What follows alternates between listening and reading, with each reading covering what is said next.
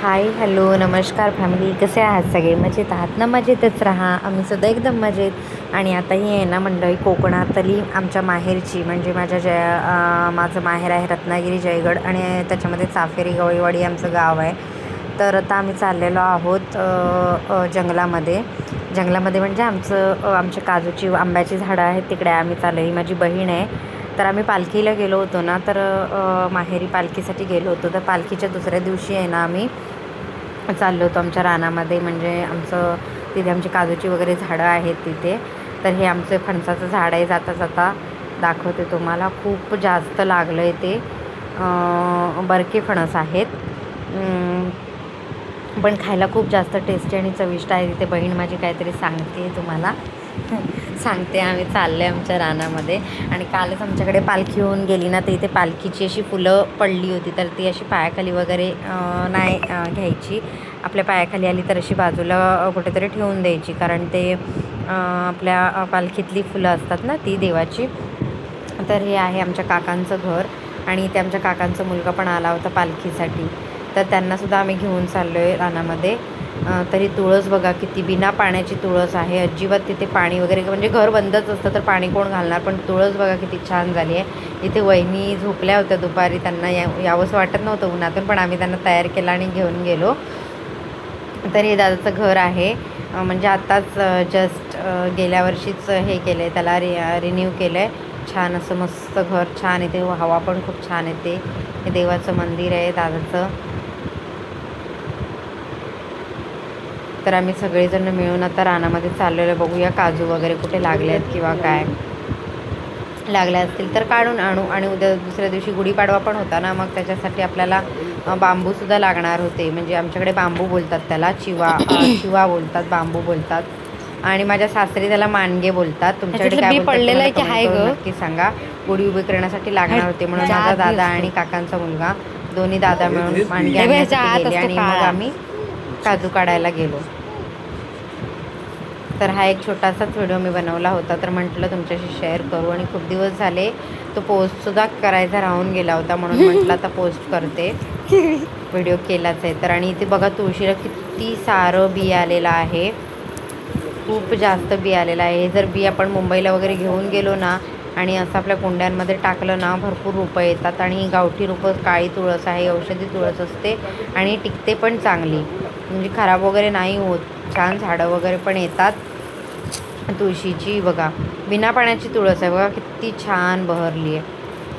तर आता आम्ही निघालो आहे. माझ्या बहिणीचा मुलगा आहे, मी आहे, बहीण आहे, वहिनी आहे, आणि 2 दादा आणि दादाचा छोटा मुलगा.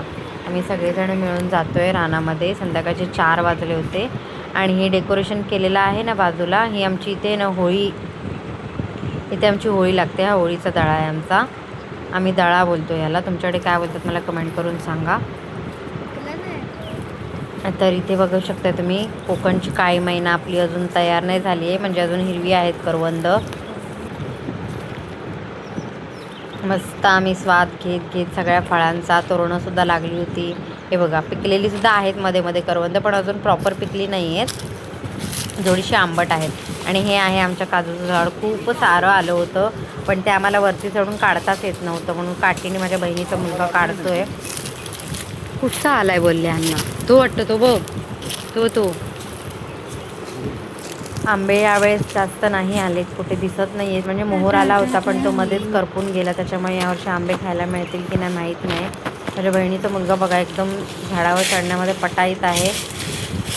तो आम्हाला काजू पाडून देत होता, आणि आम्ही काजू जमवत होतो. मी तर फक्त व्हिडिओज करायचं काम करत होती. माझी बहीण काजू जमवण्यात एक्सपर्ट आहे. जसं काय तिला हे लोक सगळं बांधून तिच्या घरीच न्यायला देणार आहेत, अशी हावऱ्यासारखी जमवत होती. पण मजा येते, सगळे आली ना भावंडं की मग एकत्र मिळून रानात वगैरे जायला खूप मजा येते. आणि ह्या बघा मंडळी, या आमच्याकडे याला आसान्या बोलतात. हे या हिरव्या आहेत, आणि ह्या काळ्या झालेल्या आहेत ना, तर पिकलेल्या आहेत काळ्या रंगाच्या, खूप छान गोड लागतात. आतमध्ये छोट्या बिया असतात, त्या बिया काढून टाकायच्या आणि असं खायचं. आम्ही लहानपणी खूप जास्त रानात जंगलामध्ये फिरून फिरून खायचो, आणि आता त्यांच्याकडे कोण बघतही नाही आहे. आता मुलं पण नाही राहिली, आणि जंगलामध्ये कोणी येत पण नाही ना, तर नाही सहसा. तर हे बघा किती छान आहे, एकदम गोड लागतात खायला, मस्त अगदी रानमेवा.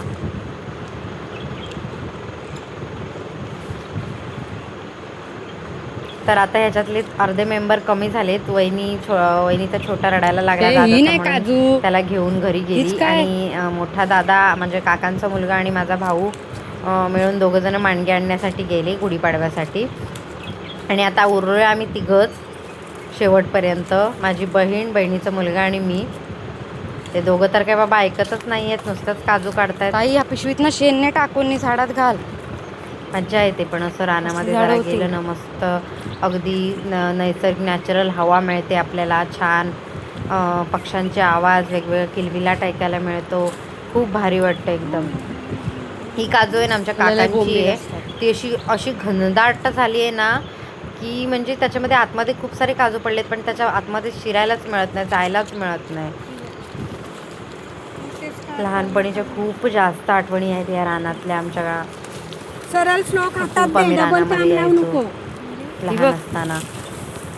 आणि थोड्या वेळाने मंडळी आम्ही सुद्धा घरी निघून गेलो कारण आम्हाला दिसला एक मोठा साप, एकदम तो आपल्या वाटेने साप दिसला आम्हाला, पण तो आपल्या वाटेने जात होता. पण आम्ही घाबरलो आणि गपचूप घरच्या वाटेला लागलो, उगीच रिस्क नको म्हणून. तर अशी खूप मजा आली मंडळी आम्हाला रानामध्ये फिरून, जंगलामध्ये फिरून. या जंगलामध्ये खूप साऱ्या आमचं बालपण गावीच गेले तर खूप जास्त आठवणी होत्या, त्या ताज्या झाल्या म्हणूनसाठीचा एक फेरफटका होता, बाकी काहीच नाही मंडळी. तर तुम्हाला कसं वाटलं आमचा रानातला फेरफटका मला कमेंट करून नक्की सांगा. तुम्ही तुमच्या गावामध्ये असं जाता का गावी गेल्यावरती आणि तुमच्याही आठवणी ताज्या होतच असतील. तर तुमच्या काही आठवणी असतील तर मला कमेंटद्वारे नक्की कळवा. भेटू अशाच एका नेक्स्ट व्हिडिओमध्ये. तोपर्यंत टाटा बाय बाय. चॅनलला लाईक, शेअर आणि सबस्क्राईब करा.